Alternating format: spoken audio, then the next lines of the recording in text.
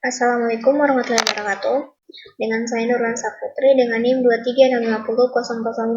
Baik, saya di sini akan melanjutkan penjelasan dari materi mata kuliah Manajemen Teknologi Informasi, di mana materi ini adalah materi ke-6 dari pembahasan-pembahasan sebelumnya. Langsung saja pada materinya. Pada pokok materi ke-6 ini yang akan kita pelajari adalah Project Time Management atau waktu kerja manajemen. Lanjut, di sini pada slide pertama dijelaskan bahwa pentingnya jadwal project.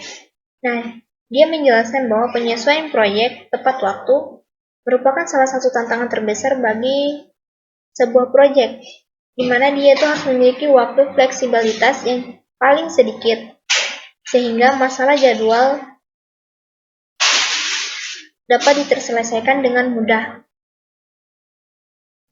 Untuk definisi dari masalah jadwal ini, dia itu adalah alasan utama bagi benturan dalam proyek, khususnya selama pertengahan kedua proyek.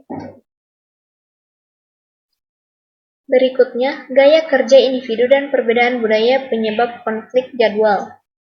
Poin pertama, satu dimensi dari type indikator Myers-Briggs, dia itu berfokus pada sikap masyarakat terhadap struktur dan batas waktu. Sebagai orang yang memiliki mengikuti jadwal dan memenuhi tenggat waktu sementara yang lainnya tidak. Di versus P, perbedaan budaya mengakibatkan perbedaan sikap tentang jadwal.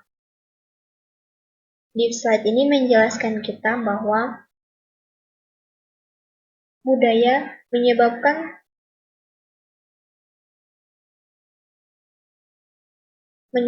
benturan terhadap aturan waktu yang telah kita buat. Perbedaan budaya terhadap dalam satu kelompok yang mengerjakan proyek dapat menjadi salah satu faktor di mana tenggat waktu yang dibuat dapat semakin diundur-undurkan atau penyelesaian proyek tidak dapat diselesaikan dengan waktu yang telah ditentukan. Selanjutnya ada media snapshot. Di media snapshot ini kita diberikan penjelasan contoh di mana berbeda dengan Olimpiade musim dingin 2002.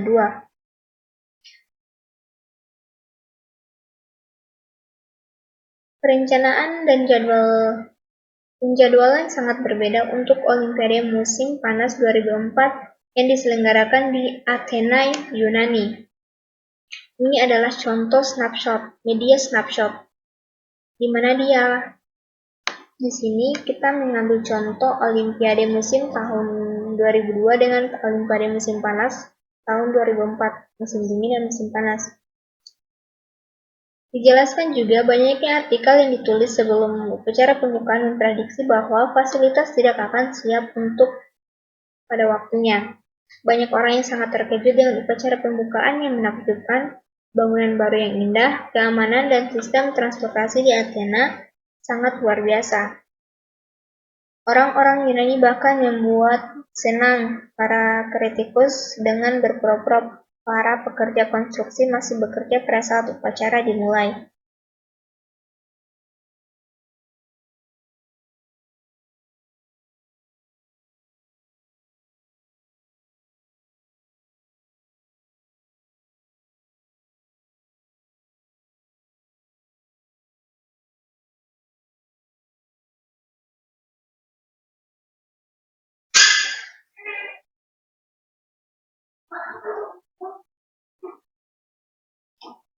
Dari contoh ini dia menjelaskan bahwa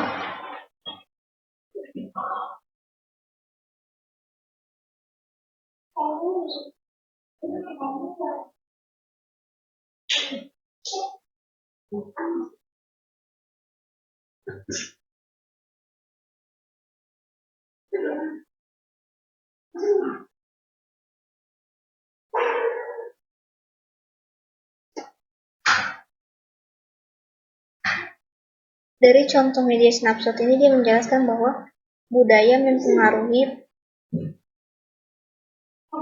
waktu kerja pada suatu proyek atau pada suatu masyarakat. Perbandingan yang paling jelas dijelaskan itu pada Olimpiade musim dingin tahun 2002 dan dengan Olimpiade musim panas tahun 2004 yang jelaskan bahwa jadwal banyak artikel yang menyebutkan bahwa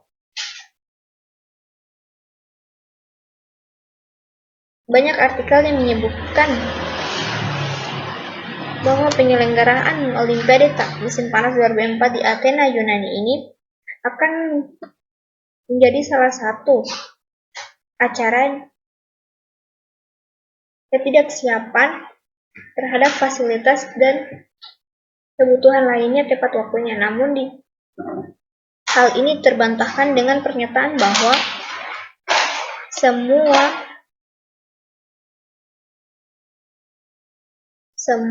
artikel yang dipermasalahkan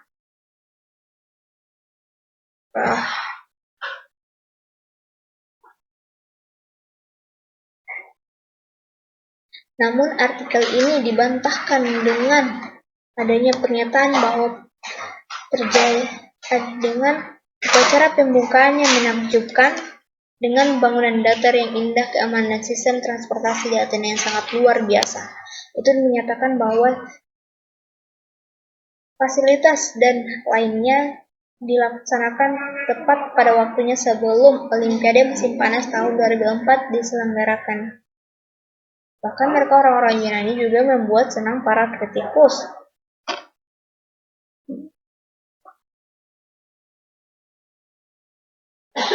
Dengan backdrop para pekerja konstruksi masih bekerja pada saat upacara dimulai. Ternyata tidak. Lanjut, manajemen waktu proyek.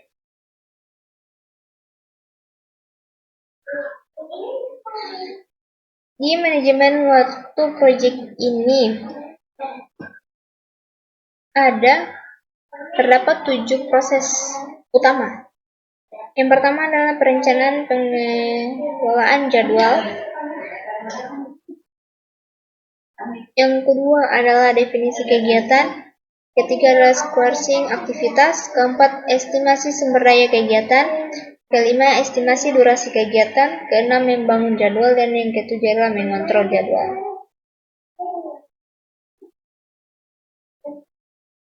Untuk lebih jelasnya, perencanaan pengelolaan jadwal yaitu mencangkup kebijakan, prosedur, dan dokumentasi yang digunakan.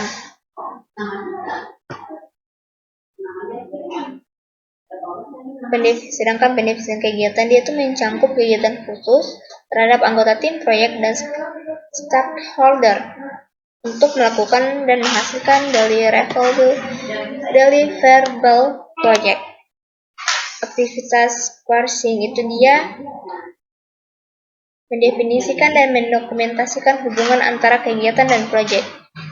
Estimasi sumber daya memperbaiki berapa banyak sumber daya tim proyek sebaliknya digunakan untuk melakukan kegiatan proyek dan lainnya.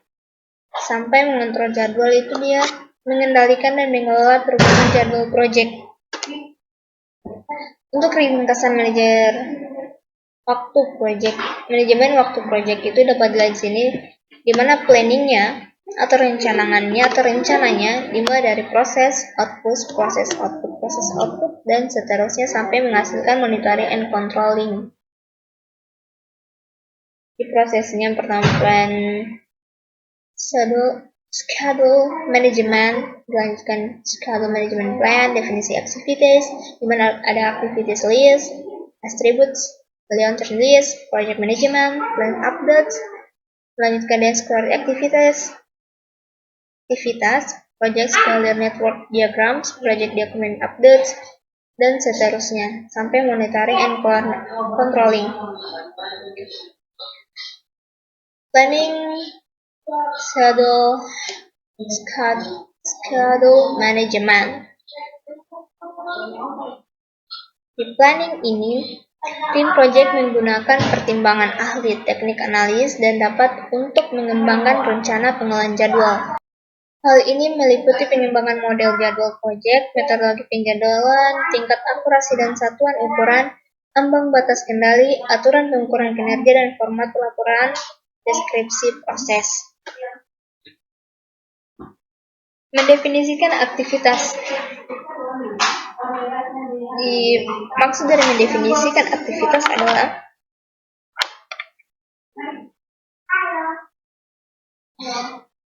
mendefinisikan aktivitas adalah aktivitas didefinisikan melalui WBS atau Work Breakdown Structure. Berikutnya aktivitas ini didefinisikan secara rinci untuk mengetimasi durasi dan kebutuhan sumber daya secara akurat. Dari langkah ini menghubungkan rencana proyek dengan pelaksanaan kegiatan operasional memastikan tidak ada tugas yang terlewat. Lanjut daftar aktivitas dan atribut. Pada daftar aktivitas dan atribut, poin utamanya dia ada di aktivitas list dan atribut aktivitas. Di aktivitas list dia ini berisi daftar kegiatan dengan atribut seperti nama, ID, deskripsi, dan hubungan logis antar tugas. Sedangkan di atribut aktivitas dia menyediakan detail tambahan seperti dependensi dan asumsi dan kendala. Dengan daftar aktivitas ini, proyek dapat dikelola secara terorganisasi dan memudahkan pemantauan secara terkontrol. Berikut ada milestones. Milestones adalah titik penting dalam jadwal proyek yang biasanya tanpa durasi. Yang fungsi utamanya sebagai indikator pencapaian besar dalam proyek. Sequencing aktivitas.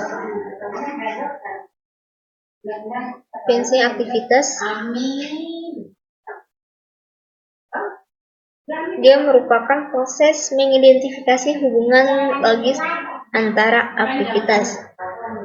3 jenis dependennya meliputi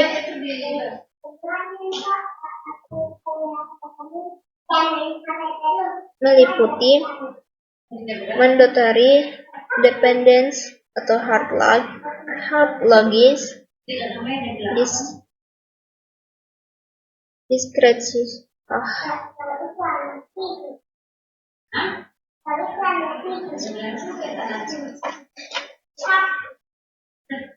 jenis dependensi.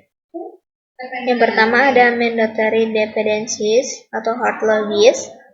Yang kedua ada discretionary dependencies atau soft logis.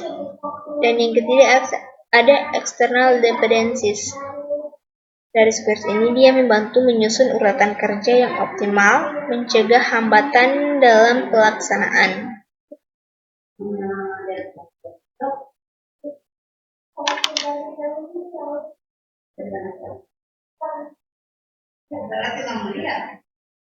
Ini adalah 3 tipe dependensi yang saya lampirkan sebelumnya terhadap script aktivitas.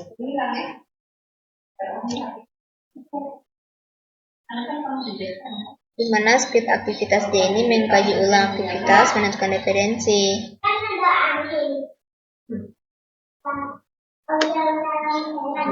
Ini adalah penjelasan dari 3 tipe dependensi yang saya sebutkan tadi.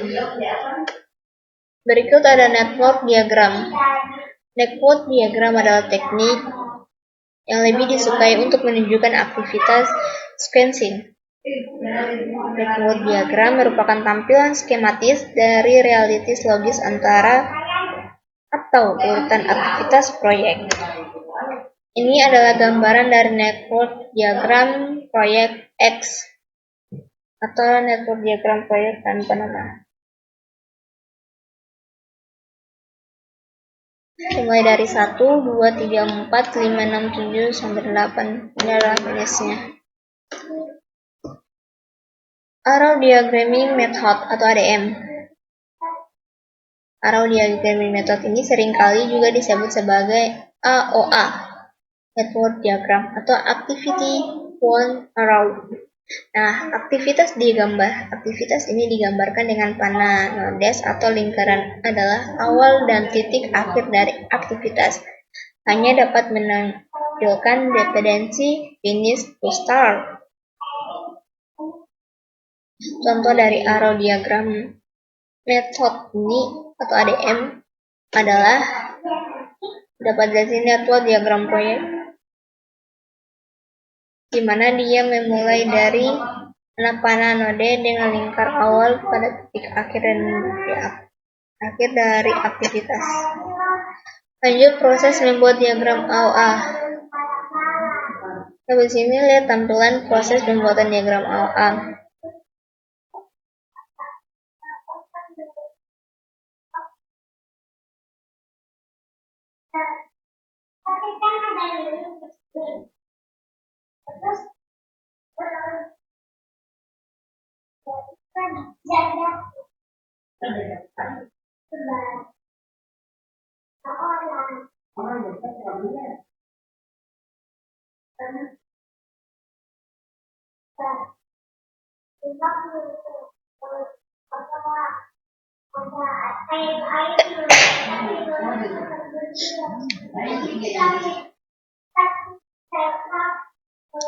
Proses membuat diagram AOA. Pertama itu mencari kegiatan, lanjut digambarkan node finish dan tarik ke panah, dan node-node berikutnya. Masukkan nama dan durasi estimasi kegiatan sesuai panah pada panah yang sesuai. Lanjut menggambar diagram network dari kiri ke kanan, cara labur dan gabungkan, dan seterusnya sampai menggambar network diagram proyek sampai semua aktivitas pada diagram memiliki dependensi. Pada proses ini ada aturan praktis di mana semua panah harus menghadap ke arah kanan dan sebaiknya tidak ada panah yang memotong network diagram AOA. Lebih jelasnya seperti network diagram ini. Semua mengarah arah kanan dengan setiap panah memiliki jarak dan durasi yang sesuai dengan arah panahnya. Kedua yaitu A sama dengan 1, B sama dengan 2, C sama dengan 3, dan seterusnya. Lanjut ada precedence diagramming method atau PDM. PDM ini merupakan aktivitas yang digambarkan dengan kotak panah menggambar relasi antara aktivitas. Dari PDM ini dia lebih populer dari ADM karena perangkat lunaknya karena banyak digunakan oleh perangkat lunak manajemen proyek. Selain itu, dia lebih baik dalam menampilkan berbagai jenis dependensi dibanding ADM. Ini adalah contoh task dependency type terhadap PDM atau Precedence Diagramming Method. Ada task dependensinya, example-nya, dan deskripsinya.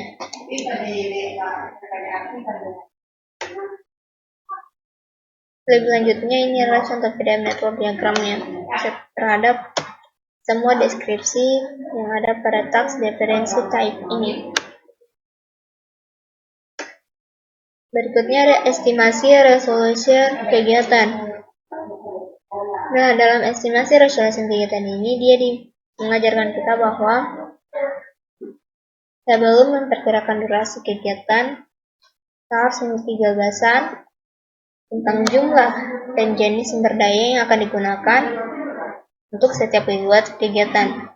Hal ini mencakup sumber daya manusia, peralatan, dan material, serta mempertimbangkan isu-isu penting dalam estimasi sumber daya seperti bagaimana sulitnya akan melakukan kegiatan tertentu pada proyek ini. Nah, selain itu, pengalaman organisasi dapat melakukan kegiatan serupa seperti apa? Apakah sumber daya dapat diperlukan tersedia? Yang diperlukan tersedia sebuah proyek,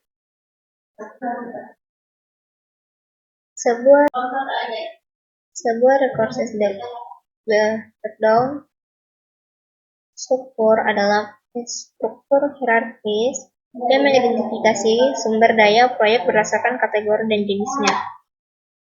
Untuk durasi kegiatannya ini mencakup jumlah waktu aktual kerja dan kegiatan, serta tambahan waktu yang telah berlalu. Adapun average di mana dia ini merupakan hasil kerja terhadap hasil jumlah kerja atau jam kerja dalam penyesuaian tugas. Biasanya effort ini durasi kerjanya tidak sama. Nah, orang yang melakukan pekerjaan harus membantu membuat estimasi dan seorang ahli harus mengkaji. Selanjutnya ada 3 point, di mana 3 point ini dia mencakup kemungkinan besar dan perkiraan persis serta perkiraan optimis. Seperti 3 minggu untuk optimis, 4 minggu untuk yang paling mungkin, dan 5 minggu untuk estimasi pesimis. Nah, estimasi 3 point ini diperlukan untuk CART dan simulasi Monte Carlo. Selanjutnya membuat jadwal. Untuk membuat jadwal, hal pertama yang harus diingat adalah proses manajemen waktu dan penentuan tanggal awal akhir proyek. Tujuannya agar jadwal proyek yang realistis dapat menyediakan bahan dan pemantauan kemajuan proyek berdasarkan dimensi waktu proyek. Ada tools dan teknik, ini penting, diantaranya ada Gantt chart, analisis critical path, dan penjadwalan critical path dan analisis path. Lanjut ada Gantt Charter. Gantt Charter ini format standar dalam penampilan informasi terhadap jadwal proyek dengan daftar kegiatan yang berhubungan pada tanggal dimulai dan selesainya, format kalender simbol yang digunakan.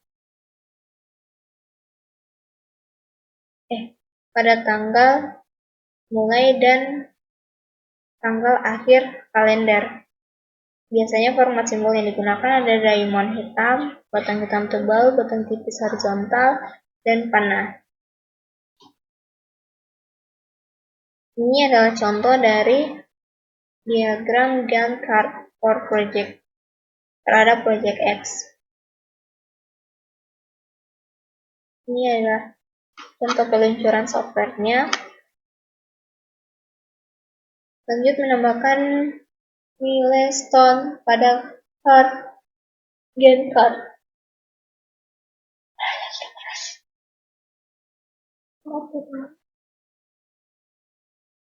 Menambahkan milestone pada Gantt chart ini fokus orang biasanya pada pencapaian milestone, terutama proyek-proyek besar. Sedangkan milestone ini dia menekan peristiwa penting atau prestasi pada proyek, yang secara normalnya membuat milestone ini dengan cara memasukkan task berdurasi 0 atau mendapatkan setiap task sebagai penggak. Menandai setiap task sebagai penggak. Ada SMART kriteria, di mana SMART ini singkatan dari specific, measurable,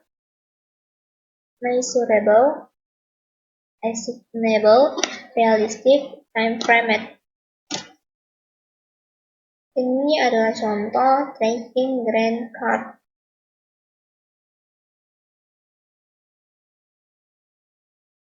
Oke, mungkin itu saja pembahasan dari materi 6 Project Time Management. Ada banyak kesalahan dan pengurangan penjelasan terhadap materi. Saya mohon maaf. Dan saya akhirnya mengucapkan wabillahi taufiq wal hidayah. Wassalamualaikum warahmatullahi wabarakatuh.